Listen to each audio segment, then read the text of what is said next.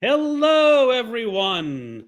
Welcome to Monday Live with Alan and Greg and our guest, Randy Ray, the literate Texan.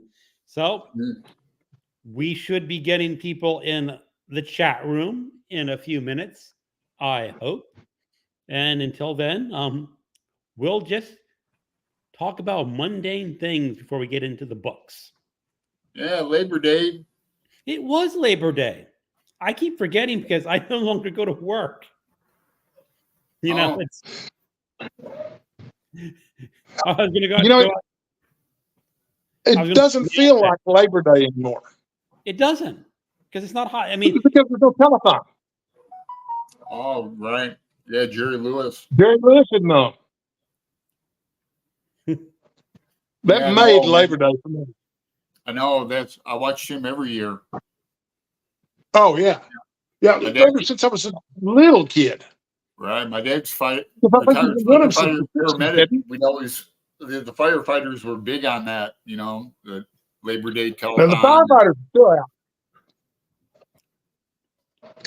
Yeah. You see the firefighters out there still all the time. Yeah, I haven't thought about that in a long time, Randy.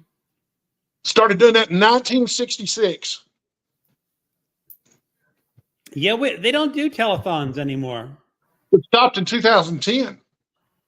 Oh. It seems like it wasn't that long ago. No. Yeah. No, you mention it. 2010. And Jess, Book Girl TV, is our first commenter of the evening. Hey, Jess. Hey, Jess. Hi, Jess. Followed up quickly by James Holder. Hey, James. Hey, James. And Pat. They're just coming in. Hi, Pat. Coming in like wildfire. They are. Yeah. So, did anyone here do anything exciting for Labor Day? I just talked to other people who did. Like MJ was cooking kebabs. My dad cooked baby back ribs and corn on the cob and that for him and his girlfriend in Arizona. That sounds cool. I didn't get up till 1:00. Hey, Gareth. Define exciting. I spent most of the day reading a book. Ah, excellent. That's exciting to me, but not to everybody else. I also did physical therapy this morning. Mm-hmm. Cool. I need to stretch more, I'll tell you. Oh, there's so much exercise I need to be getting. They put people in these rehab hospitals and they make them exercise for 3 hours a day until they send them home. Yeah, man, that's work. 3 hours. I don't think you'd be able to do anything except exercise and nap. Yeah, I couldn't do that. I could walk I might be able to walk for 3 hours. I did that in Washington State a couple of times. It's actually kind of hard to keep moving for 3 hours. Yeah. Oh, yeah. I go to the post office. And I need a nap. Well, I'm working on, I'm using a walker right now, and I'm working on getting off the walker. Okay. I'll transition back to a cane, and then I'll transition back to walking unaided. But it's a tricky thing because some of it's psychological. I've got a friend, and he's had trouble with his quadriceps because I think he's got muscular dystrophy. I think he's but it might be multiple sclerosis. I can never tell. Anyway, he's had trouble walking for a long time, and he was having severe vertigo when he would leave the house. And the best his doctors could come up with was that it was psychosomatic. Well, that can be real. I mean, he gradually had to build back up to getting out again. He's one of my favorite people to go have dinner with.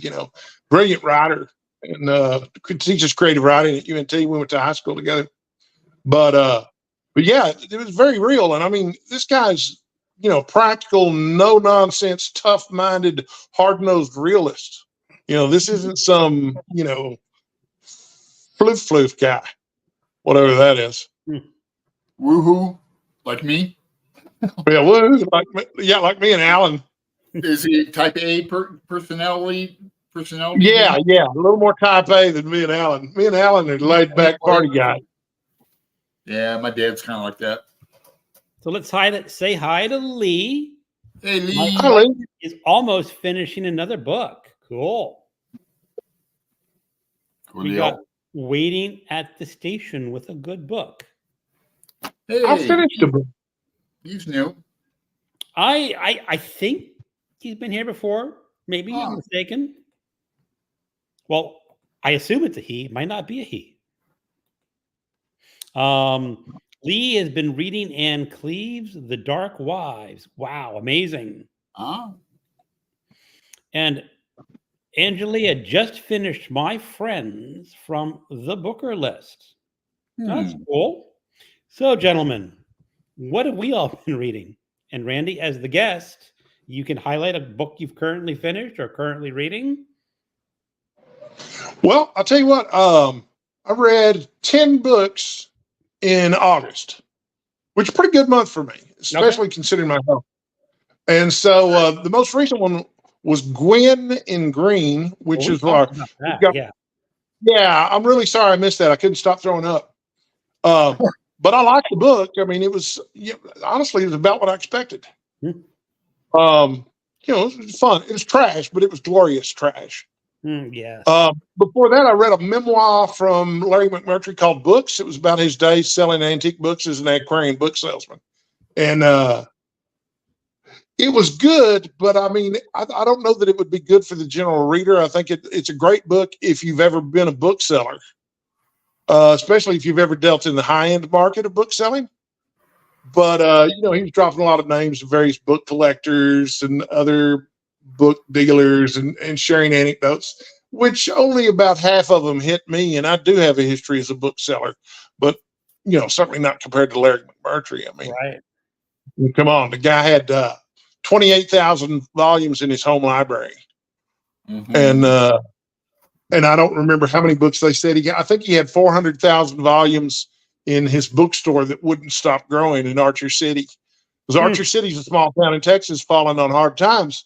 The buildings on the square there are unoccupied and the rent is really cheap. So he realized the cheapest way for him to store all the books that he bought over his career would be to just keep buying buildings down on the square.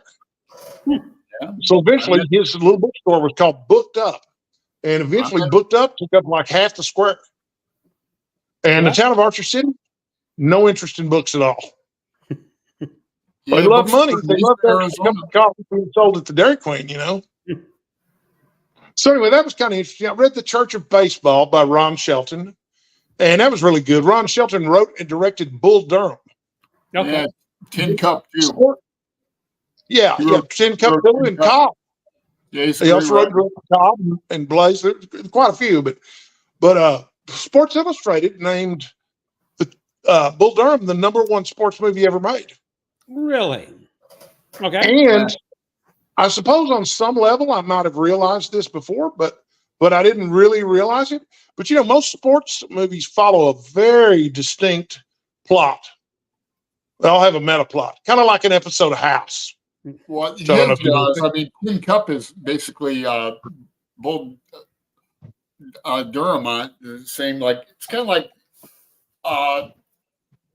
what was that movie Tom Cruise did? It had the same formula as Top Gun, but it was just race cars. But go ahead. I don't know that one. Days of Thunder is the name of the movie you're thinking of. But what I hadn't noticed, but what I hadn't noticed, recent scripts. Go ahead. What I hadn't noticed about Bull Durham, all the sports movies always end with a big game. And at the big game, they may win or they may lose. Like Rocky ends with a boxing match every time. Right. And he may or may not win, but it's going to end with a fight. And Hoosier's going to end with the big basketball match. I don't even remember who won the basketball game. But they all end with a big game. Bull Durham doesn't end with a big game. There is no big game in the movie. Bang the drum There's a couple of smaller games in the middle. Yeah. That's it. Yeah, so I thought that was interesting. I read. I think we all read The Natural this year by Bernard. We did, and that ends in a big game. Yes, The Natural was an odd book. I like the movie a lot. I don't know if I've ever seen the movie. I don't think I have. Or if I did, I watched Good movie, it. great cast. many years ago. The Golden Yeah, Debt. I did baseball books for my summer sport books. They were all baseball books this year. I think I did that last year too. Yeah, I read If I Never Get Back, which was a time travel novel where he travels back in time to 1869, plays baseball then. Yeah. That was really fun. What's the term? Pitch hitting? Was that the term? Pinch hitting? Or bunting? Bunting. They'd never seen anybody bunt before, and they thought it was a really dishonorable move. Yeah. He got the points and stuff, and he made the admit that it didn't say in the rules how he had to hit it. The manager of the team said, "Well, that was really clever. Don't ever do that again on my team." The invention of bunting. If it gets you the run and the point, it's good. Bingo. I think so too. So did our hero. Anyway, that was a really good book, but it was a dense book. It took me a while to get through that one. I also read Wait Till Next Year by Doris Kearns Goodwin. And I think she's most famous for her Abraham Lincoln novel that she published recently. Not a novel, but it was a book about Abraham Lincoln. But she grew up a sports fan, and she would keep the score in the little book like her dad taught her, so that when Daddy got home every night, she could tell him what happened at the ball game that day while he was at work. Oh, no kidding. Cool. Really sweet. But it had more to do with her growing up in the 50s and 60s than it did with the baseball. That was just something to focus the writing around. It was really good, though. Excellent.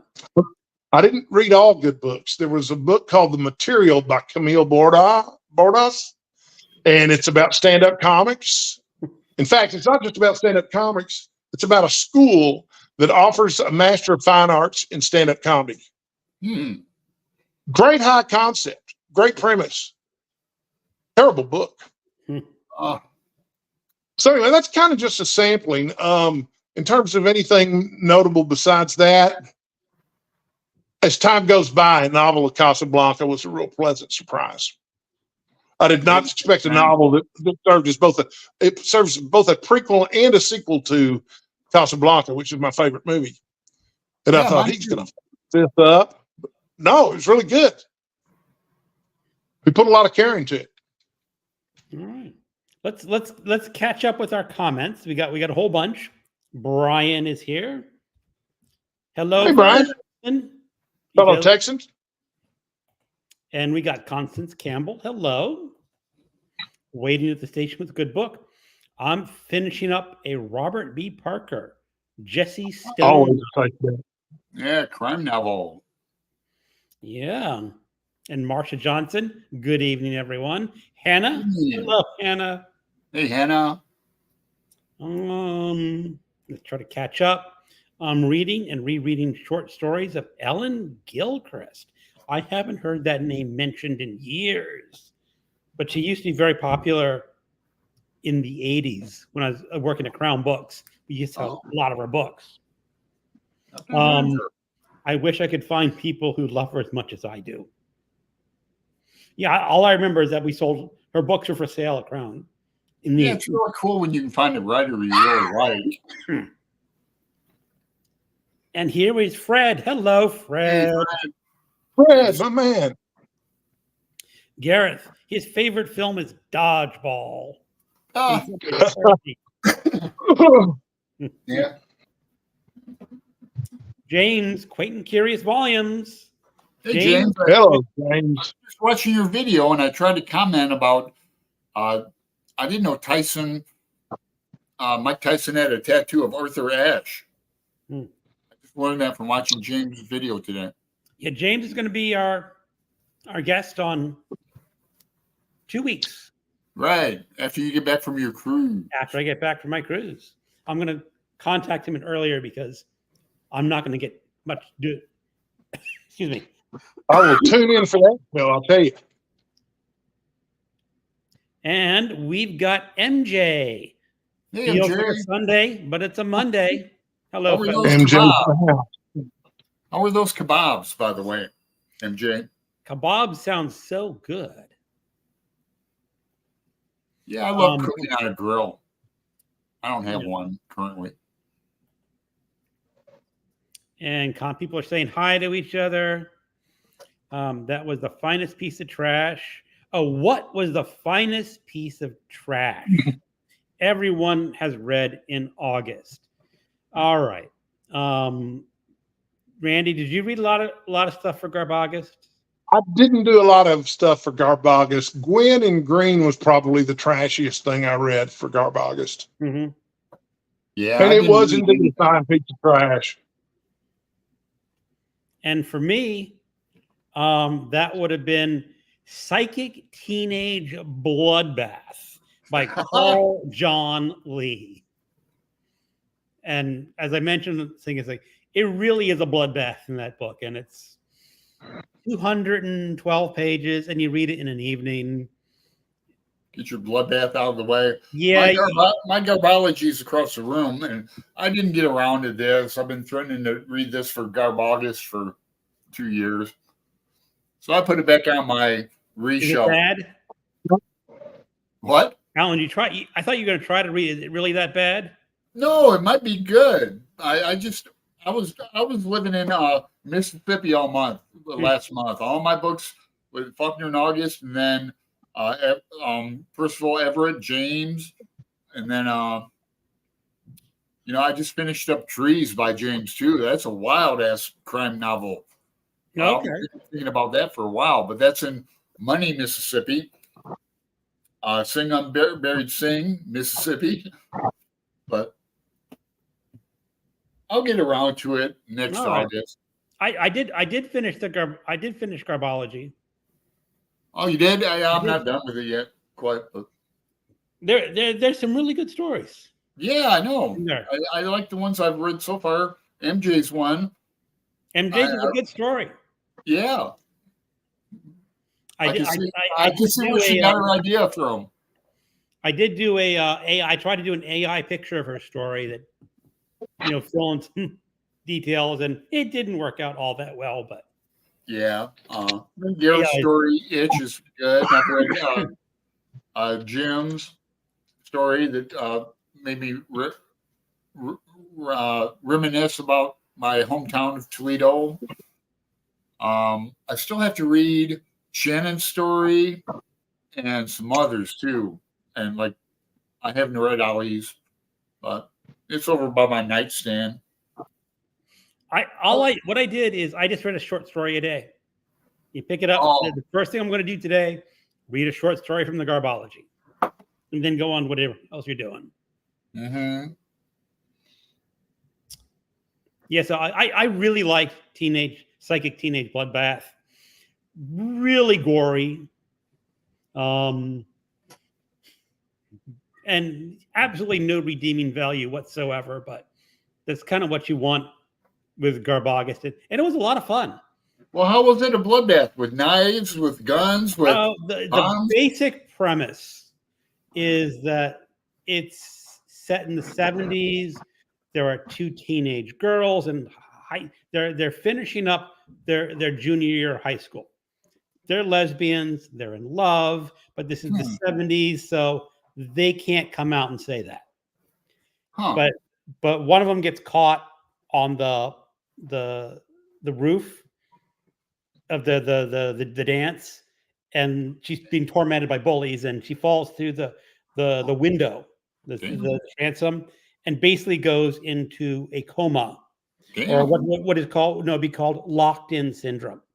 That means you have no motion, but your brain is fully functional. It's like catatonic or something. No, it's different. Your brain is active. You can hear things, you can see things, but you can't respond to anyone. So she goes totally bat poop crazy, and she develops psychic powers, and she starts killing the people who tormented her. Yes. In a very bloodthirsty way. Oh, geez. Okay, well, you still didn't answer my question about knives or guns or bombs. Go ahead and spoil it. All of the above, maybe not bombs, but her own hands. I'm not going to go in that level. You'll have to figure that out for yourself. Okay, but bloodbath. All right. It was amusing. I know MJ thought it was really amusing too. Oh, she read it too? I don't know if she read it for this month, or she might have read it previously.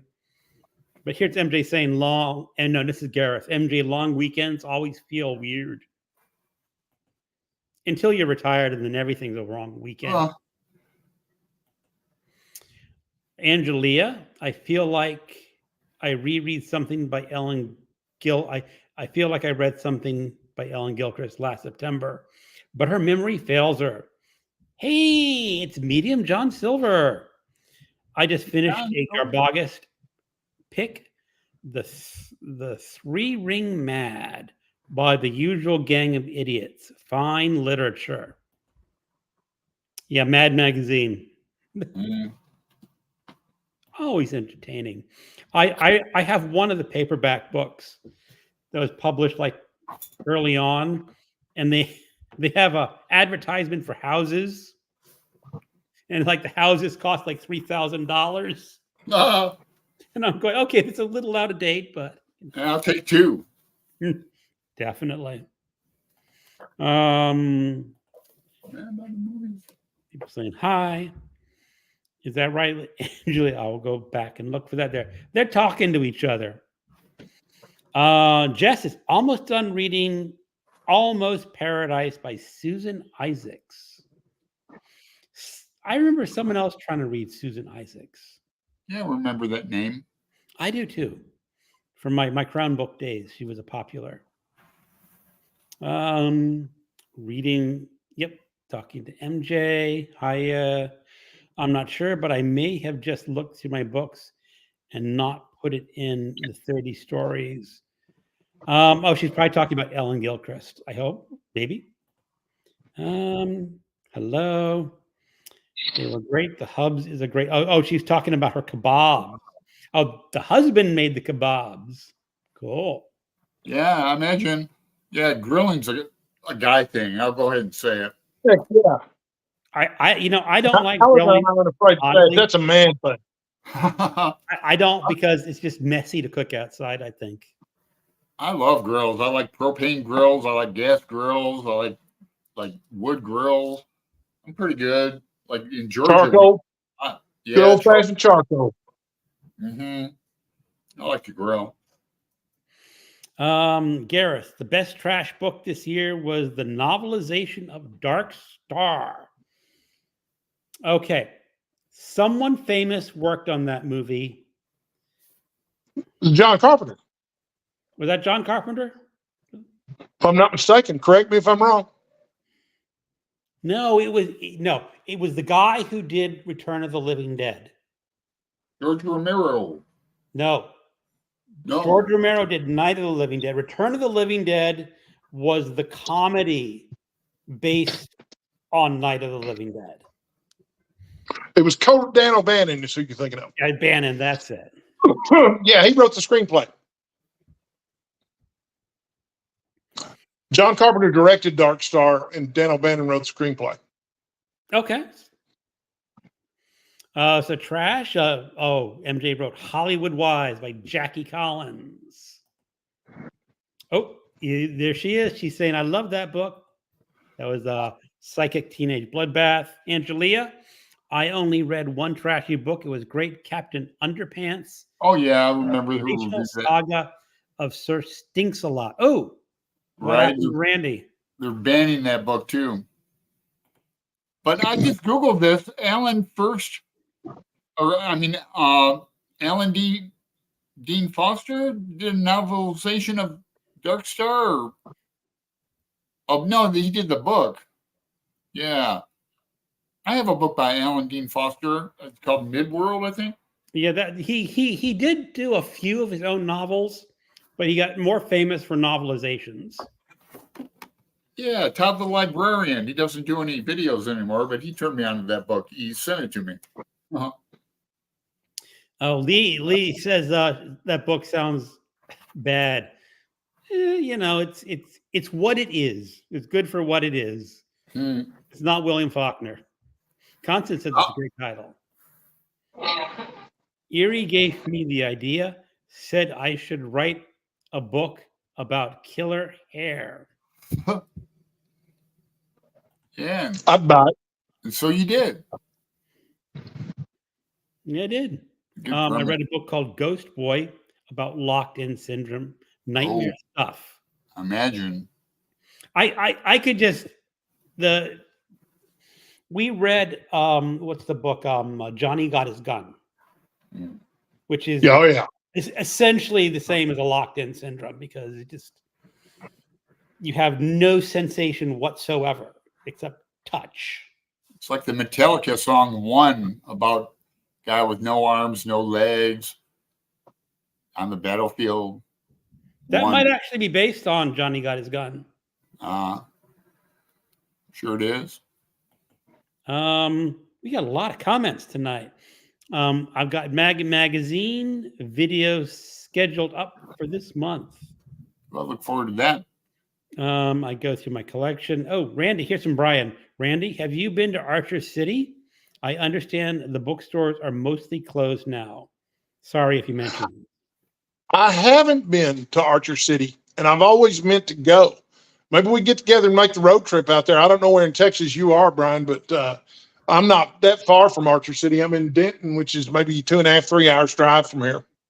Brian's in Houston, but Okay, so yeah, I don't think it's that far from him. There's two Texas. Well, there's three, but you'll laugh at one of them. There's three literary meccas that I'd like to visit in Texas. One is Archer City, of course. The other is Cross Plains, home of Robert E. Howard. And they have a celebration there every year. And then there's the O. Henry Museum in Austin. That's the one I want to go to, the O. Henry Museum, because I'm a huge O. Henry fan. I get the formula, but I'm a sucker for it, man. Gift of the Magi and all that. Oh yeah, I read Gift of the Magi to my daughters every year for Christmas. Still, they're 22. Yeah, I still choke up at the end of it every time. I'm even though I know what she's doing, I know how he's done it. I'm not immune to the effect. And my daughters roll their eyes because they are decidedly immune to it. They've heard it enough. I bought a comb for my wife, but I'm not going to spoil it. Don't spoil it, no.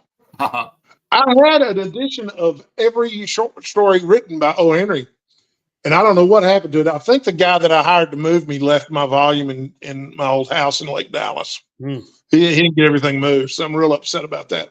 Well, not really, but when it comes up, I think about it and I grimace.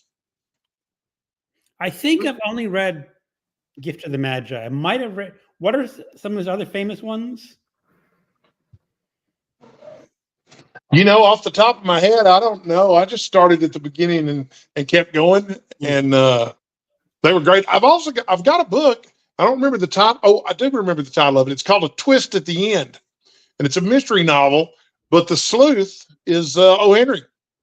Okay. So I'm looking forward to reading it.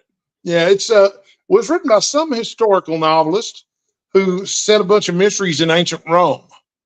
And so Steve Donahue knew about him. And Sailor. Oh yeah. Stephen. I'm sorry, Steve Saylor. He did some mystery books in Rome. I think Steve Saylor, wrote A Twist at the End, an O. Henry mystery, which is neat.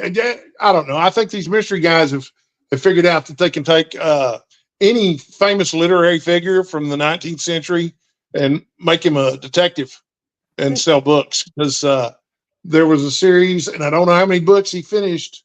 He may still be going on, where, what was his name? Henry David Thoreau was the sleuth.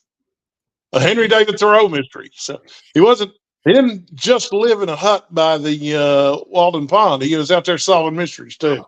Yeah. Okay, go for it. Yep, talking about John Carpenter, Dan O'Bannon. He also wrote Alien. Yeah, I read the novelization of Alien before I graduated from high school. It would have been like 82, 81, something like that. Hannah loves O. Henry. Gareth, I love a good museum. I never get tired. Angelia never gets tired of Gift of the Magi. Y'all come to my house. We can go to museums. We can read O. Henry. I've got a guest ring. Well, sooner or later I want to get more road trips around the country. to visit bookstore area. So Texas is somewhere I would definitely do sometime in the future. Well, Denton's worth visiting just for recycled books. The bookstore here is one of the main reasons I moved here 10 years ago. Okay. It's that good a bookstore. Yeah, I was saying to MJ today, I'm single and no responsibilities. And once I start working again, I'm willing to fly out to like anywhere. Fun. Oh, Alan, we're going to have time. All right. When you come visit, we're going to have time, buddy. We're going to tear it up. Yeah, so Constance the Redhead, something or another. Very funny kidnapping story by O. Henry. The Ransom of the Red Keep. That's it. Ransom of the Red.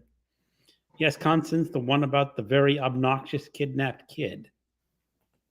Everyone can see my broken finger. I guess so. How? All right, Yeah. Alan. What have you been reading?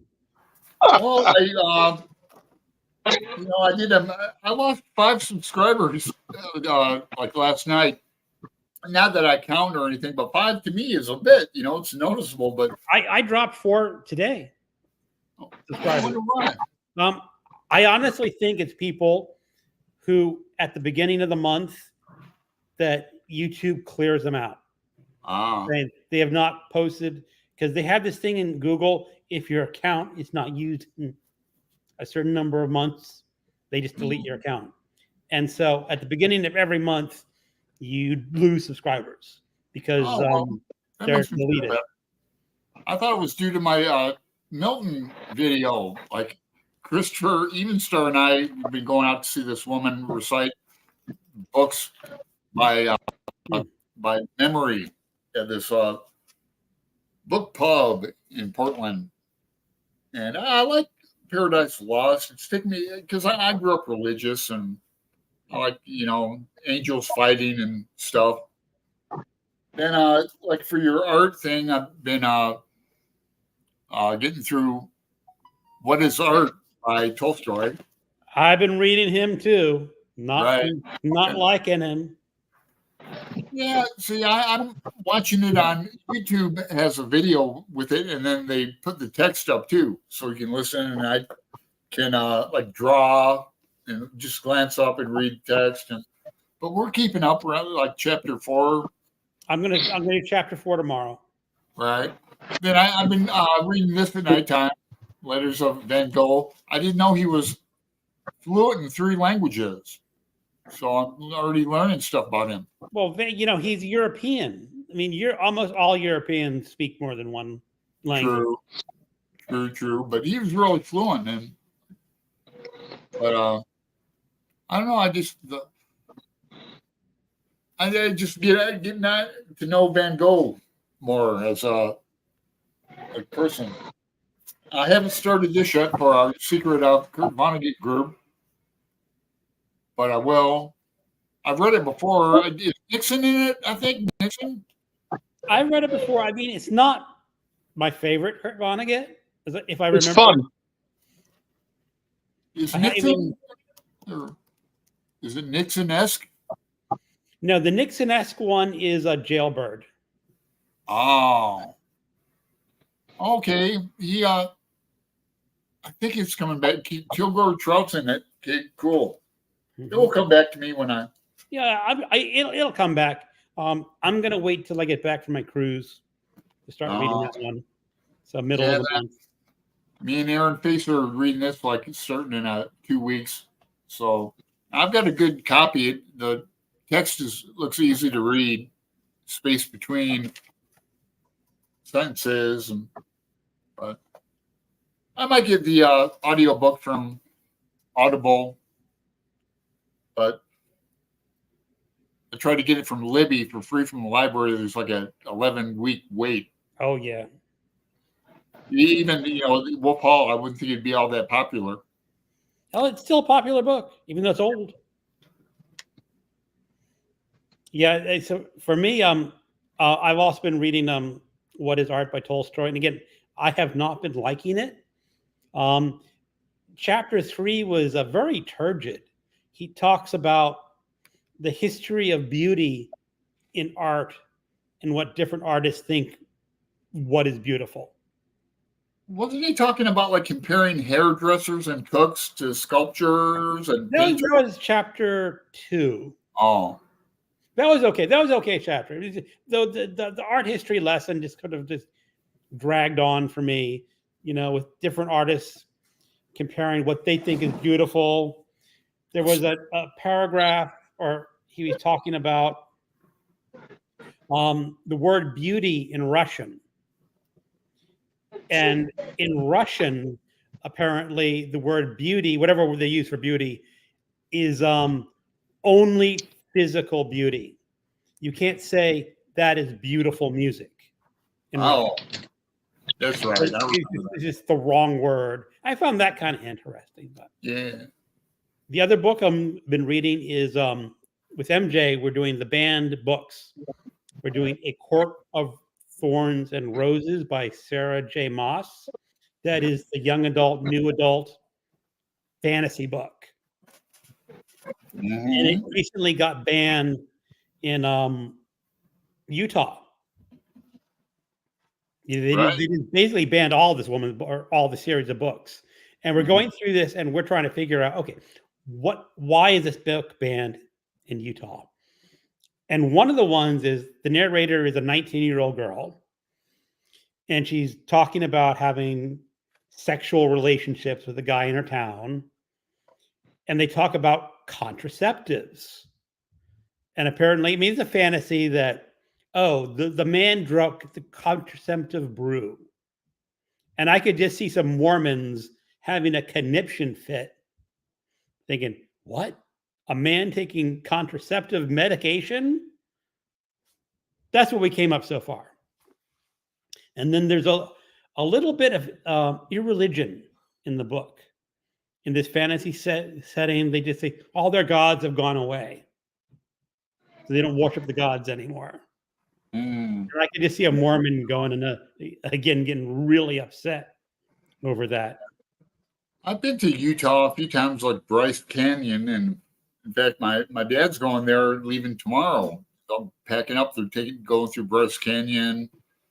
It's a beautiful place, but their politics are, America, it's off the chain. Mm-hmm. But no, I mean, it's not a great book.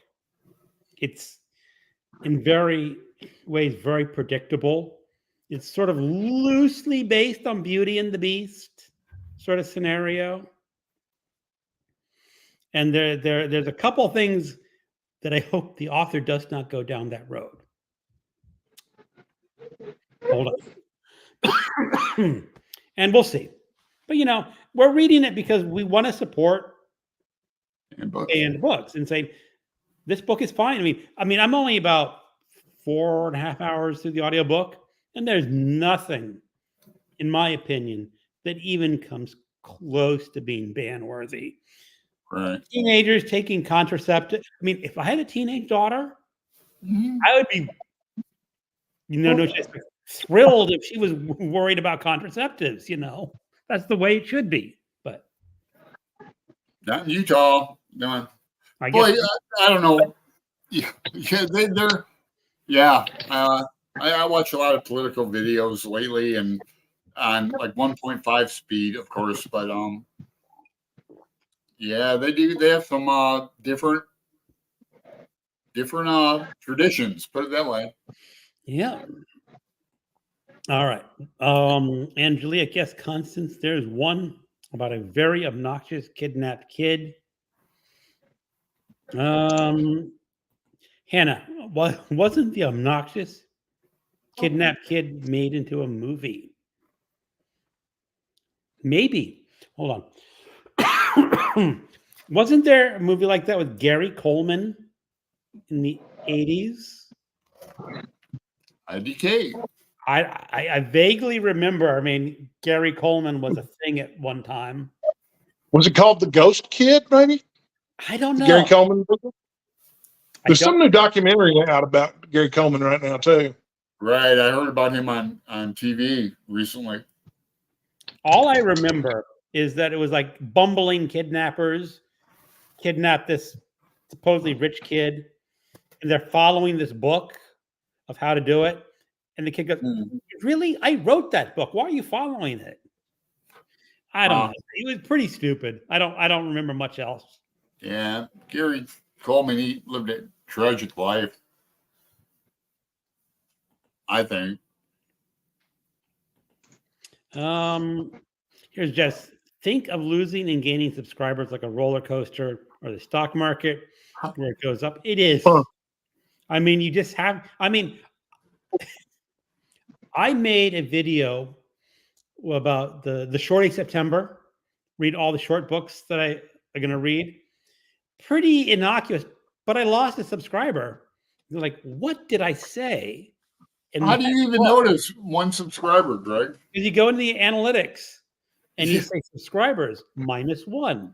So someone watched that video. Okay, that's true. Yeah, you can tell like what day it was. And you see +1 or +2 or yeah, I see what you mean. Yeah. And it's curious. I mean, I sometimes say bad things about a book that's popular, and I could just see someone. How dare you? Like, I made a video where I did not praise the book Blackouts by Justin Torres, and I got to unsubscribe for that. No, I don't know if that was why they unsubscribed. Right, you don't know. They could have something else. Yeah. There was something mildly political in that, so they might have said, "Oh, this guy's not a Trump supporter. Unsubscribe." You know, who knows? You know, you never like Jess said. It's just you will lose subscribers. It's nothing big. Yeah, Garrison. I like my quality of friends over quantity, but it was just like you said, though, Greg, first of the month, and I noticed 5. Like, WTF, 5? It happens every first of the month for me. Yeah. It's kind of painful because it's usually between like 3 and 6 for me on my channel size. For other people, it'll be more or less, you know. Yeah. Were y'all thinking of the kid with the golden halo, the broken halo? I don't remember. Gary Coleman one? I don't know. Coleman made a bunch of movies in the 70s and early 80s. There was like the kid with the broken halo, the kid with the 200 IQ, Jimmy the kid from left field, and usually a co-star was Robert Guillaume. Kid with the 200 IQ sounds like the right one. That was a fun one, actually. That's the one I remember the most. I was a big Robert Guillaume fan, so I always enjoyed Robert Guillaume trying to mentor young Gary Coleman. I liked Benson, too, the TV show Benson. I liked him better when he was on the TV series Soap. Oh, Soap was so great. Yeah, Billy Crystal. And they really pushed the envelope back. Soap was so good. It really was envelope pushing at the time. I mean, that was on in 77. Something. Billy Crystal played a gay character. Yep. That was like really scandalous at the time. Oh, yeah. Yep. So, Constance, have you guys read Galapagos by Vonnegut? Yes, we did that, I guess, 2 years ago, something like that. But it's probably coming up again. I'm not part of the group, but I've read it. It was not one of his best books. I think his best, they're clumped. And we're sort of reading in the clump right now, where we've done Cat's Cradle, God Bless You, Mr. Rosewater. Then we're going to do Slaughterhouse-5.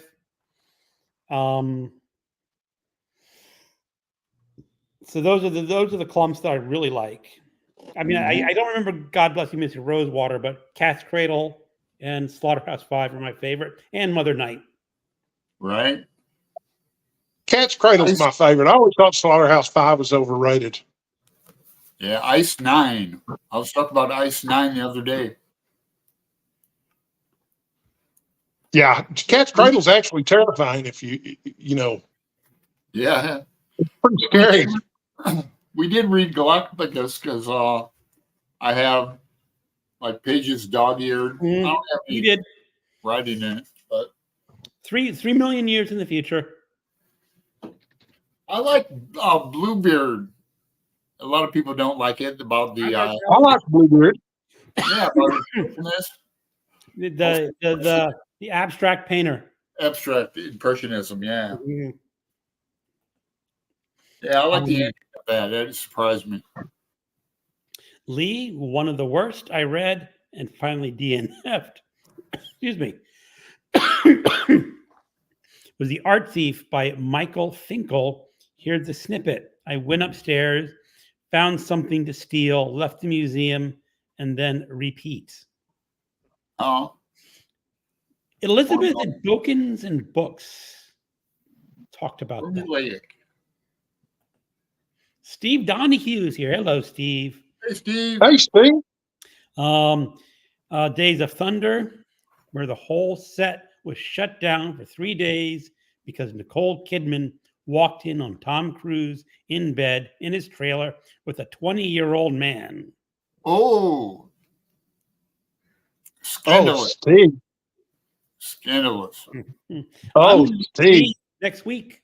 For I'm glad Nina this Serrato. is on Greg's channel, not mine. It's scandalous. Yeah. Doris Kearns Goodwin, close friend of the Brattle Bookshop. Mm. No. Lee finished. Yeah, I think we just repeated it twice. Kids' parents wouldn't pay the ransom, I think. Gary Coleman. I think so. It was a 1959 movie, it looks like. She's probably talking about the adaptation of the O. Henry story. When you lose a subscriber, you can feel like you made a mistake, but you can't look at your videos like that. You'll go mad. Mad, I tell you. Well, it's not necessarily making a mistake. It's just weeding out the people who don't belong. Yeah, like what Brian said on one of Ali's. He did a video recently. You know, if you do a video kind of specific, you'll gain people who agree with you or follow your niche, something like that. Lee's going to start Snow Crash again. Now, when I hear Snow Crash, I think of Neil Stephenson's novel. So I don't know if she's reading that one or not, but Bound to be. Out of all the Neil Stephenson novels I read, I did not like Snow Crash as much as some of his other ones. I liked the one he wrote before or after with the book one where they have that book about Victorian something. I don't know. Then I really love Cryptonomicon. You guys are drawing a blank, so I won't. I've heard of Cryptonomicon, though I don't know what it's about. Basically computers in World War II. It features Alan Turing as a character. Okay. And that's one half of the story in World War II, developing the computer. And then the other half is modern, late 90s, where they're going to be revisiting another kind of computer. It was pretty good. The film is titled after the book Ransom of Red Chief, and it looks like there was a newish one too. Lee, is that a reread? I guess he's talking about Snow Crash. Breakfast of Champions. Oh, Alan shouldn't walk away. Breakfast of Champions is one. It's a funny book. What? It's a funny book. It is. That's I like it better than Slaughterhouse-Five. Yeah, it's my sentimental favorite because I think it was the first one I read when I was a wee lad. Now, that's the one when he wrote when he turned 50, isn't it? Like he said, it's my 50th birthday. I'm going to write this Funny book. memoir-esque. Yeah. Could be. Oh no, Lee, I'll cancel my library hold of The Art Thief. Oh, shit. Lee, a new book, also The Art Thief, came out last year. I'm going to read it this month. Kadru, hi to Greg, Allen, and Randy. Hey. Up, that is the one. Yes, it's a reread. Okay. We have completed our comments. Yay! Wow. Yeah, it'll start up again in a minute and we'll get behind again. So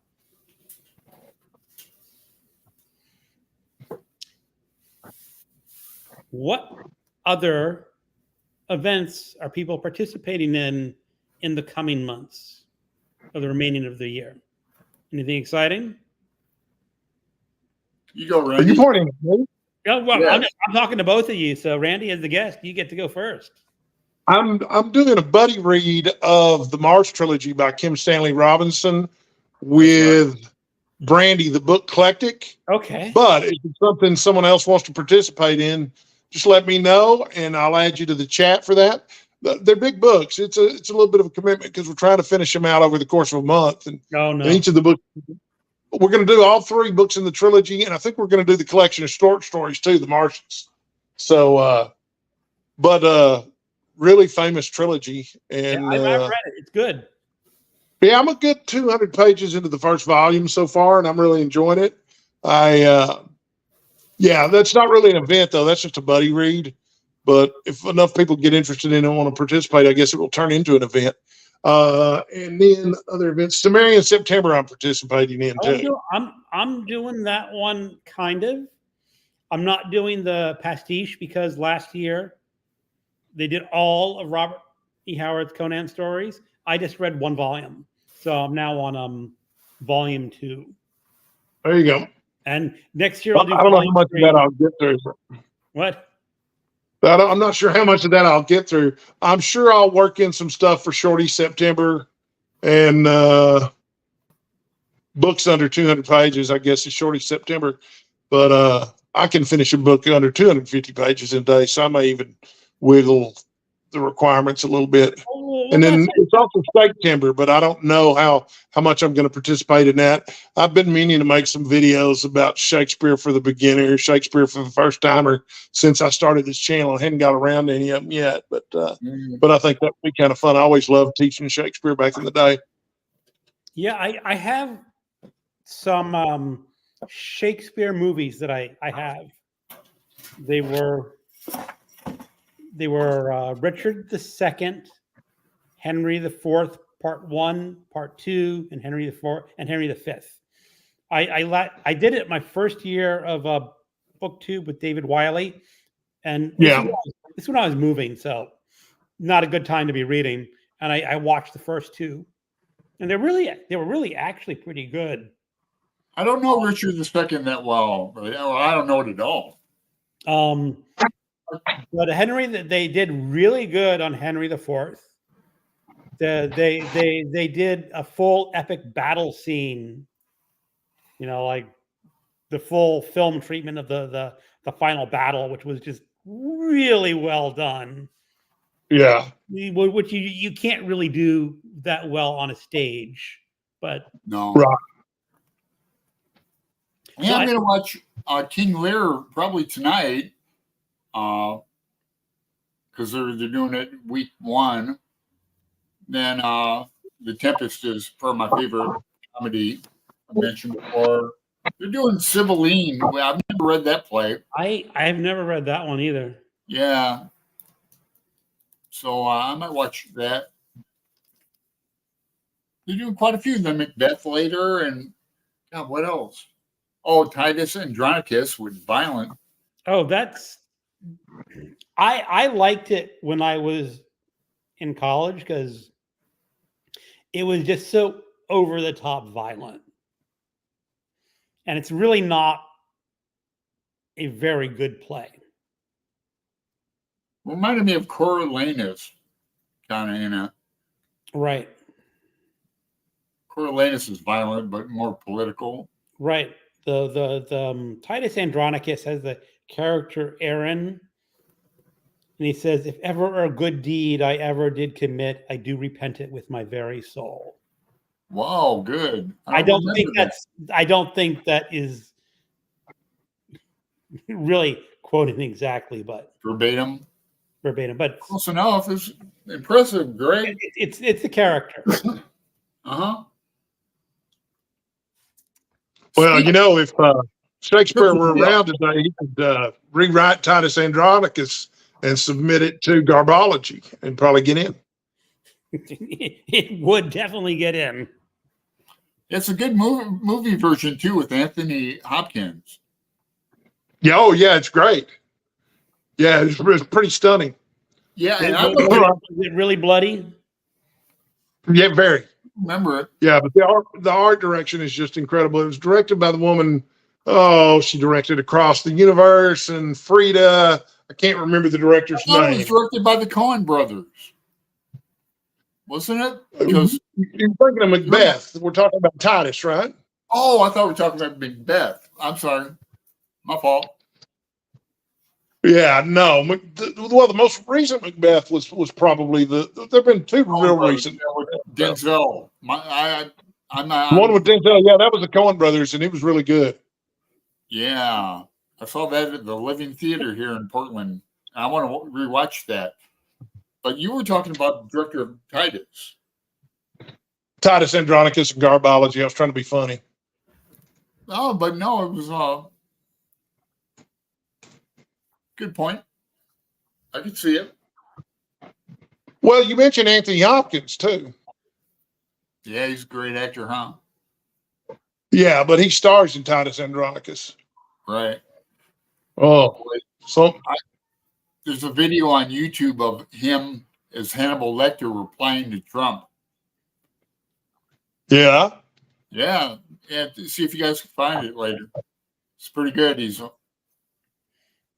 I thought Is he really young?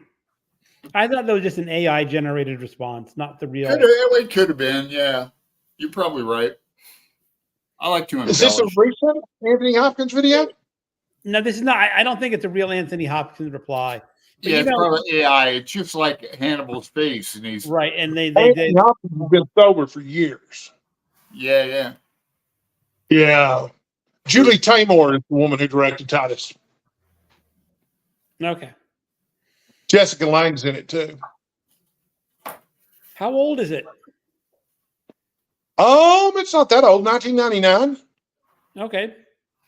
It's 25 years. I guess that's old enough. When I graduated grad school, my son was born. A lot of people don't know I have a 25-year-old son. You know what? Believe it or not, I have a 28-year-old son. Wow. Yeah, 28. Boy, was I ever 28? I can't remember. Is your son a reader? Pardon me? Pardon me? Does your son read? Is he a reader like us? Oh, no, he's into like the video games. See, my son doesn't read either. My daughters both read. They're both avid readers, in fact, but not my son. Nope. Yeah. Don't get me started. Because his mother was we met she was a teacher at community college too, and you think he'd be really literate, but not so much. Yeah, my ex-wife's a professor. Wow. So Lee says Shakespeare and art are my two-time. I was to read Suetonius again. I never read that. So Lee and Hannah, I misremembered. I'm going to read Portrait of a Thief. Here's Fred, Randy. Do you have any Halloween reading plans? Not yet. Although I've been meaning to read I Was a Teenage Slasher. I watched I Was a Teenage Werewolf last night. I'd never seen it before. It's really good. Oh, the old black and white. Yeah, old black and white with Michael Landon. Oh, I'm trying to remember. There was a couple. I was a teenage werewolf. I was a teenage. I was Teenage Frankenstein. And one of them wasn't there like some injectable solution in one of those movies that turned the I teenager? think it's in Teenage Werewolf. Okay. Yeah, I think the mad scientist is experimenting on Michael Landon. To be fair, Michael Landon's a little shit anyway. If you're gonna experiment on a teenager, he'd be the one to experiment on. I'm sure he's just an example of hormones raging or whatever. But Right. Stephen King talked about I was a teenage werewolf at length in Dance Macabre. I never read that. I'm aware of the book, but yeah, I didn't read that. My tradition on Halloween is usually just to watch the movie Halloween, which is one of my favorite horror films of all time. And the more recent remake trilogy, the one that starts with Halloween and then Halloween Kills and Halloween Ends, it's pretty good. Rob But Zombie they go downhill in quality for sure after the first one. Was that the Rob Zombie remake? No, this is a newer remake than that. In this one, it ignores all the continuity from all the movies except the first one. So it's called Halloween, and it's a direct sequel to Halloween. And the two Rob Zombie movies were awful too. I'm kind of. Go ahead. Is this the one where Jamie Lee Curtis reprises her role from the original movie? Jamie Lee Curtis reprises her role from the original movie. I'm surprised Greg knows all this. You surprised what? Greg knows all this. Rob Zombie, you'll never hear Rob Zombie come out of his mouth again. Rob Zombie. But yeah, I haven't seen that. I'm not big on the slasher films. I like John Carpenter. Like we talked about They Live and stuff, but slasher films, they give me nightmares. I'm kind of wimpy when it comes to that. I like psychological horror. There's a fun one I like called Behind the Mask: The Rise of Leslie Vernon.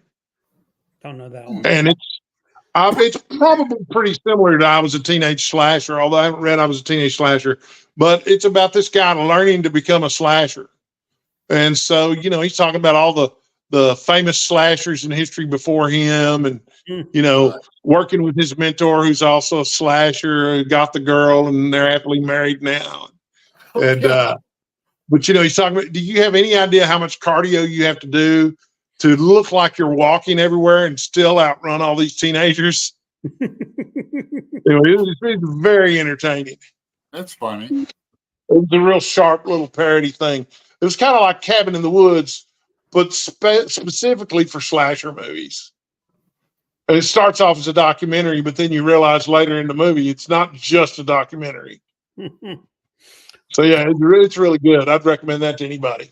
Talking about Cabin in the Woods, I remember that I had gum surgery one day. You get all your medication and your painkiller, and I remember saying, well, I'm not going to be able to read today. So I started watching the movie, and then I woke up and said, what do you mean it's over? Because I just totally passed what happened? On medication. Hello, Elaine. Hey, Elaine. Just finished movie 2, Lord of the Rings. James, quite curious. Jane Campion. Saying hi. Hannah, I will send you my copy. It is just going to a used bookstore later. Constance, behind the comments, catching up tomorrow. Not Jane Campion, but Julie Tamar. Oh, they were talking about Titus Andronicus. Read by Fred. Hi, Buddy Reed comment should be later this week. I'm the same. My daughter reads, but my son doesn't. Yeah, what's that about? It's 3 sons that don't really read. Well, I thought I've been reading that a lot of young men are not reading anymore. It's just like they've just given it up. God, man. How could you do that? I don't know. Because, I mean, don't get me wrong. I can get into like video games and that if I would get a PlayStation 2. You know, I'd get lost in that for a month. But I used to like computer games, strategy games, like Age of Empires back in the day, Seven Kingdoms. So video Here's Fred. 25 and 28-year-old sons. All I got is a 30-year-old leather jacket, a biker jacket. Yeah. That leather jacket probably causes you a lot less headaches. Yeah. I got a fake leather jacket hanging up right up there. You don't have to bail a leather jacket out in the middle of the night? Well, yeah. Been there, done that. Alan, have you been teaching Greg new screen tricks? the what? The what? Elaine was talking about screen tricks. Mm. Like, you know, like on live stream. She was going to show us some new features when she was a guest. We never got around to it. I don't know any live tricks. Saying But, hi. Say hi. I could learn some. Those aren't screen tricks. It's a card trick. Oh yeah, that's right. Here's Jess. Has anyone seen Sleepaway Camp? I have not. No, I haven't. I haven't seen it. Thank you for the offer, Lee, but I really do have it on hold at the library. Please go ahead and take it to the used bookstore. Very kind of you. Elaine, my 2 kids read, but Tiki is only 2. I think she says my kids don't read, but Tiki's only 2 and not reading yet, just rubs his face. Her 2 kids are cats, I think. Thanks, everyone, for a lovely evening. I'm off to read before bed. Good night, Hannah. Hi, Hannah. Thanks for stopping by. Thanks so much for stopping by. Night is going to rest. All right. Night. That's okay, Kiju. Okay. But Fred was talking about October and reading stuff for, I guess, Halloween. My 70s project group, the book for October is going to be Salem's Lot. Oh yeah. Stephen King. So that's probably what I'm going to be doing close to Halloween. Doesn't get much better than Salem's Lot. Yeah. I have not read Salem's Lot since I was in high school. So great. And there was there was no movie version. I mean, they had a TV version, and I'd read it before the TV version. So I'm really kind of excited to revisit that book. And me too. Because I think that was when Stephen King was really starting to write on fire. And I think he's gone in different directions as he's gotten older, and never really sort of. I guess it was up through like Carrie, Salem's Lot, and The Stand, and then he hit this really bizarre middle patch with like Dead Zone, which some people like Dead Zone, some people don't. And after that, he became very, I guess he got more stable as an author, more consistent, but he wasn't never quite as good as his earlier novels, I thought. The Dead Zone was my first Stephen King novel, and Salem's Lot was my second. It's a pretty good pair of novels to get hooked on Stephen King, though. Imagine if I had picked up something like the Tommyknockers or Insomnia instead. Oh, I hate that Tommyknockers. How old were you, Randy? Oh, I was a teenager, 14, 15. Mm-hmm. Yeah, I'd kind of turned my nose up at Stephen King, but then I found these 2 paperback volumes for $0.25 each at a garage sale. Huh. I thought, man, for $0.25, why not give him a shot, And I Uh-huh. read it and I was like, holy shit, he's a good writer. Yeah. I really like him. I've been reading him all my life too. He's really uneven though. He's like the little girl who had a curl right in the middle of her forehead. When she was good, she was very, very good. But when she was bad, she was horrid. She was very, very Yeah, bad. I remember reading the Tommy Knockers, and I really loved the premise of the book. Just digging up an ancient alien spacecraft is just a great. I mean, it's not necessarily really original, but it's a great premise. And I Right. remember if you had metal, you were immune to the alien influence.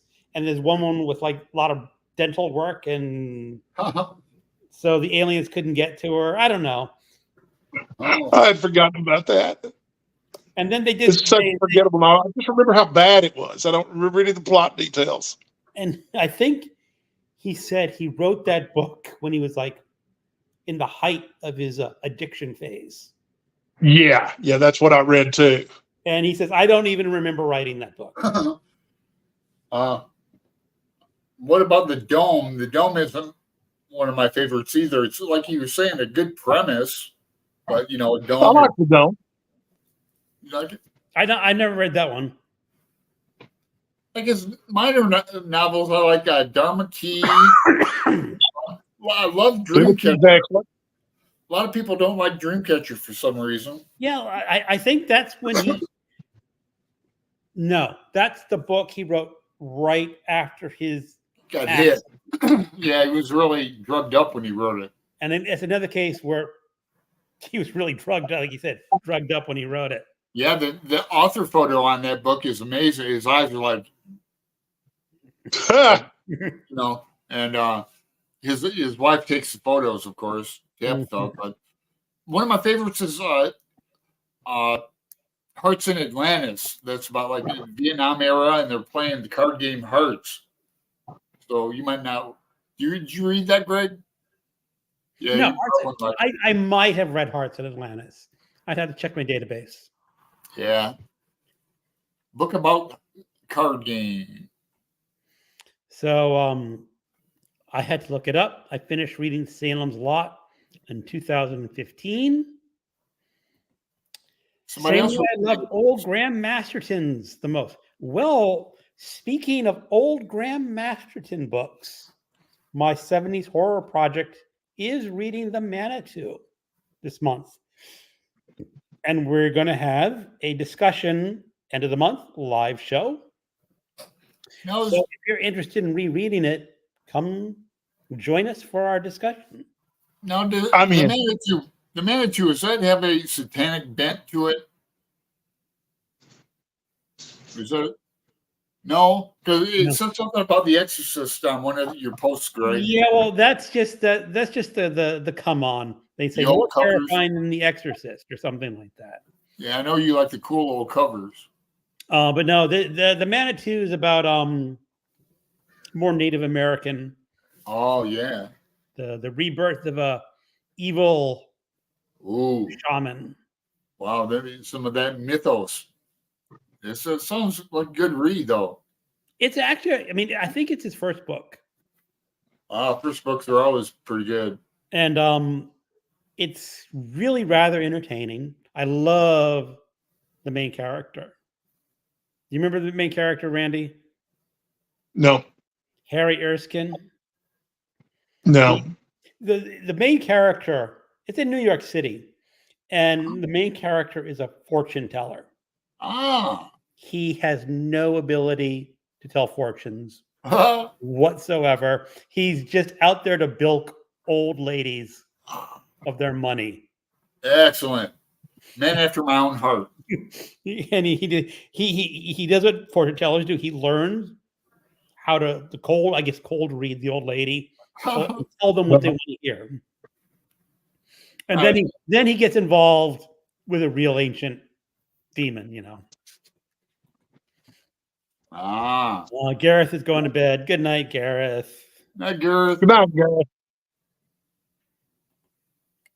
Oh, fortune tellers. Elaine saying good night. I love Dolores Claiborne. Oh, yeah, I like that too. That's a good one. Yep.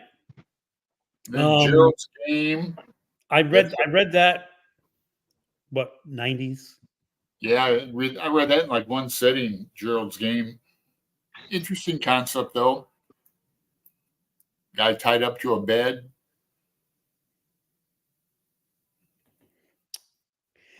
Constance of Mr. Mercedes. We did that last year. Yeah, the whole series. All Yeah, the Holly books. Yeah, and I'm still thinking about those little snacks.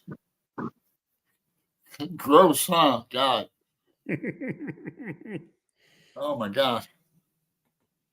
Elaine's reading book 2 of Blackwater. That's Malcolm McDowell. They were fun. He really is atmospheric about bringing that old Southern lifestyle to life in the pre-war. Antebellum. No, this is between not Annabelle. This is pre-World War One. Oh, Starts off on World South. War One. Yeah, they're good, and it just a family historical saga with a sea monster or a swamp monster, however you want to talk about it. Michael Close. Set 1919 at the start. Okay, you've read it more recently than I did, so I will say it's right after World War One then. But they were good books. And we talk about that. I have the where are these? What are you gonna what let's see, it's what time is it? I have the original paperbacks of these. Oh, cool. And they're ridiculously expensive now. They're like $40-$50 a shot. Wow. Now, if you can see this, look how much I paid for this book. What, 125? $125. Excellent. There you go. $125. $125. They're all $125.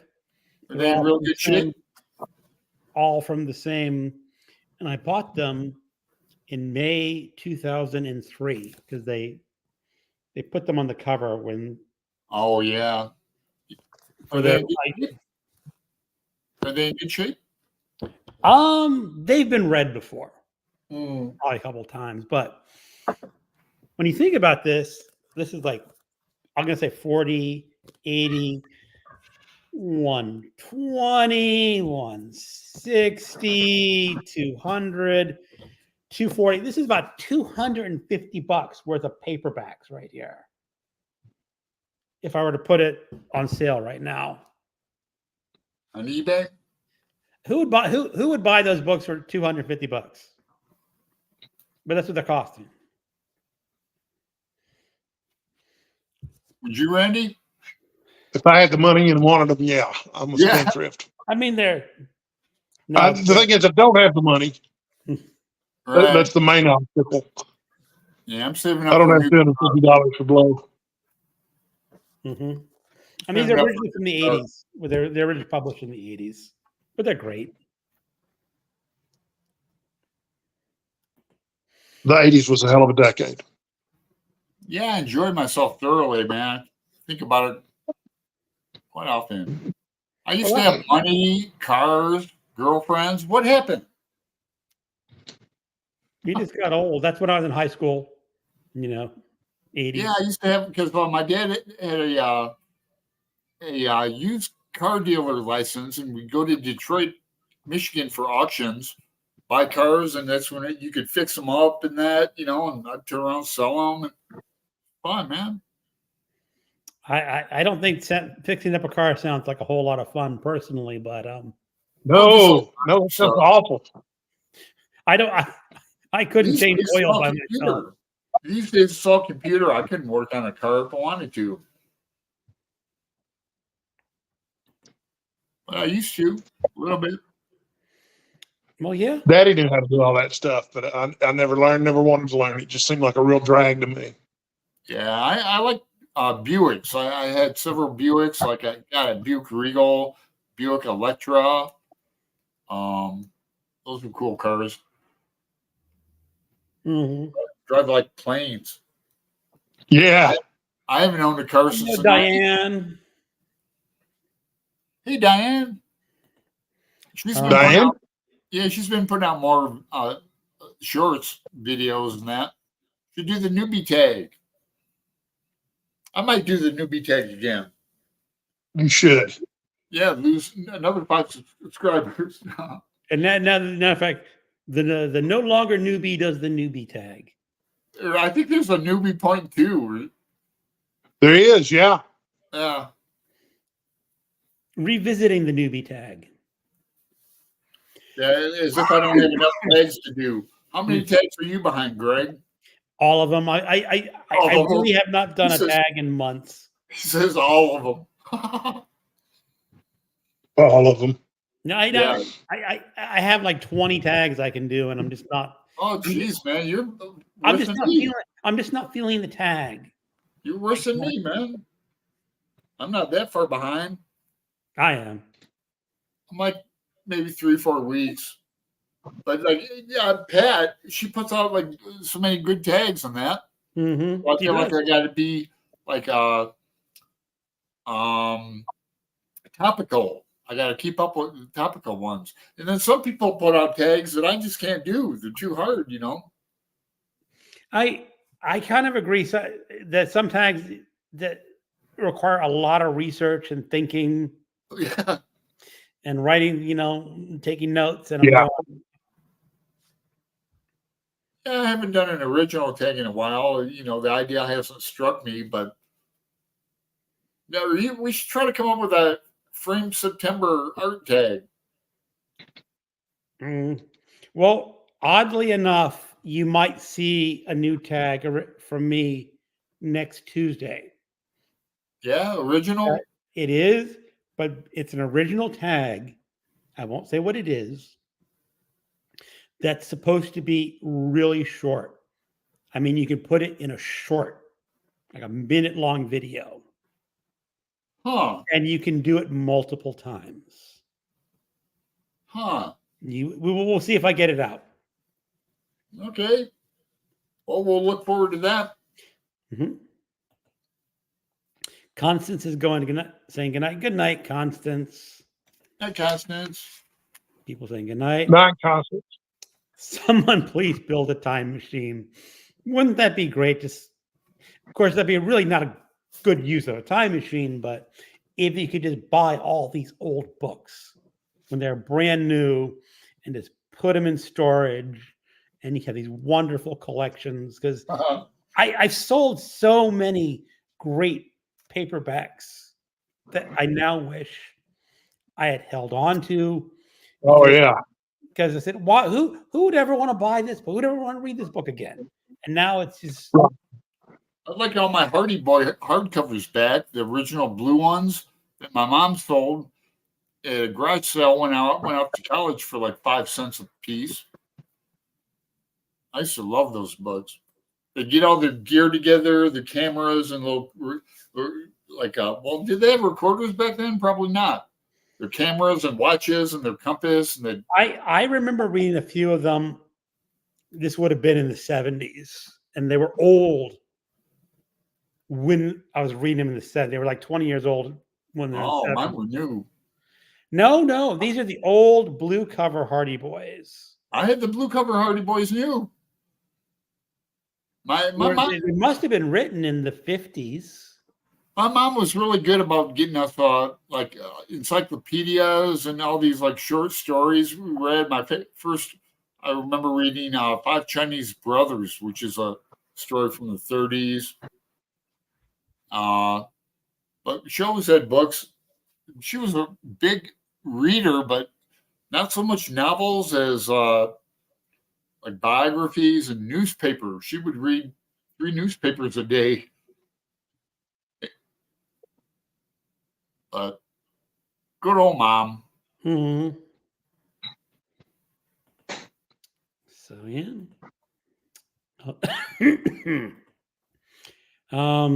Diane, I might do the newbie There you tag. go. Yeah, you should, That'd be Dan. good. You can also do my Hot or Not A to Z, which is good for new Yeah. people. Yeah, it's okay. That's a great. Yeah. That was a good tag, Greg. But yeah, actually, I was surprised about how many people did that tag.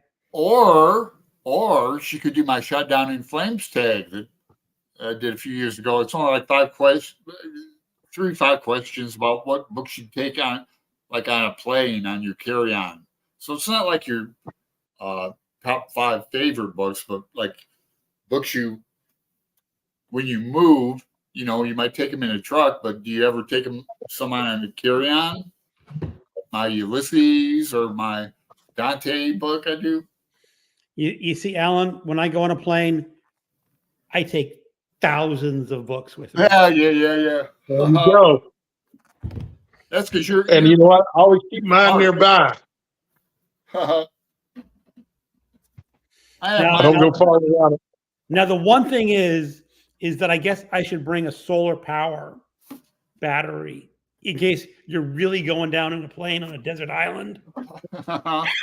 So you can just put your power charger out under the sun and. Do you know how to make power without like a charger or anything?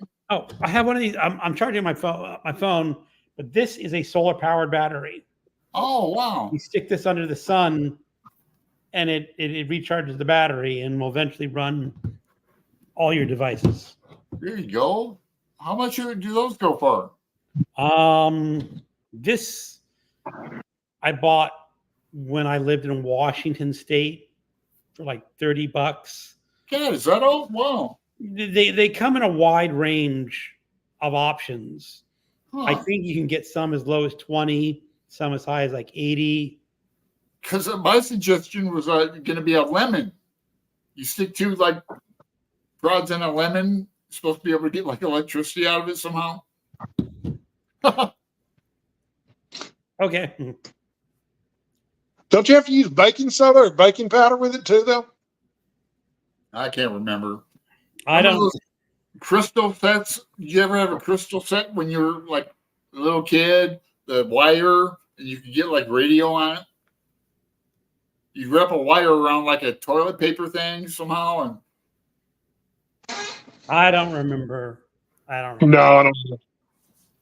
I've heard of crystal sets, but I don't remember them wrapping around a toilet paper roll. No, I don't remember that at all.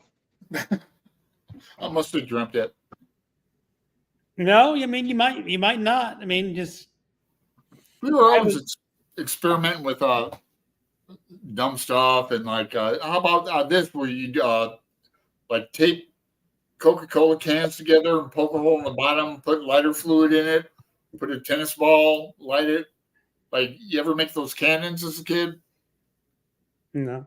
No. Yeah. Compared to Alan, I had a dull childhood. I must have had adult childhood too. Yeah. You have all your fingers too, huh? Yeah. Mhm. This is true. That girlfriend did that for me accidentally. It was an accident. She felt really bad about it. I didn't go through my physical therapy is why my fingers like that.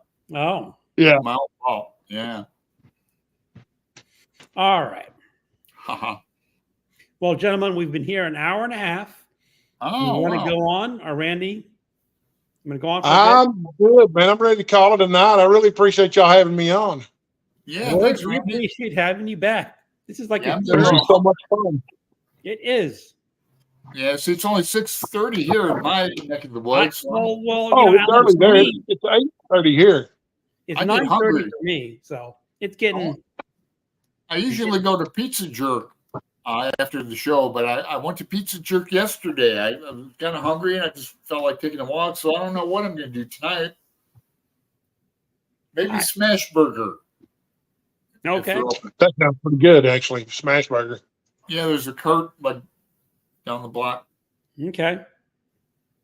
All right. Well, guys, and everyone in the chat room, I appreciate everyone who drops by, makes a comment. And next week, there is no show. Yeah. No show next week. I'm going to be on a cruise again. I'm on a cruise. On Monday, I think I'm heading into Canada. Will I be in Canada? Boston is Sunday, the 12th, so 13th. So I think I'm heading into Canada. So nice. No show next week, but we'll be back the week after with James from Quaint and Curious. I got a Oh, I'll be thinking in for that. All right. James Arm. All right, everyone. Let's call it a night. Night, y'all. Good night.